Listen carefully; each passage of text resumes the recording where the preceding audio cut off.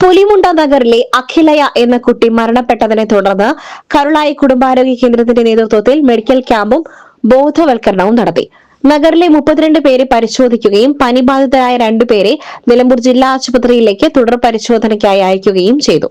ഭക്ഷണത്തിലൂടെയും പകരുന്ന ഷിഗല്ല, മഞ്ഞപ്പിത്തം, മറ്റ് വയറിളക്ക രോഗങ്ങൾ എന്നിവയെക്കുറിച്ചുള്ള ബോധവൽക്കരണവും നടത്തി. അസിസ്റ്റന്റ് സർജൻ ഡോക്ടർ ബ്രിജിത്ത് KVRന്റെ നേതൃത്വത്തിൽ നടത്തിയ മെഡിക്കൽ ക്യാമ്പിൽ ആരോഗ്യ പ്രവർത്തകരായ Anju PD, Athira PV, Sonia, Kochurani, PP Santhosh, Ajith, ആശാപ്രവർത്തകരായ Reshma, ദിവ്യ എന്നിവർ പങ്കെടുത്തു.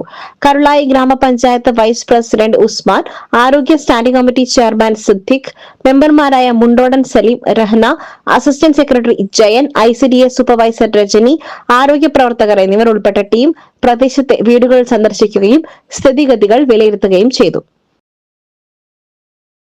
SS Gold, Pure Gold.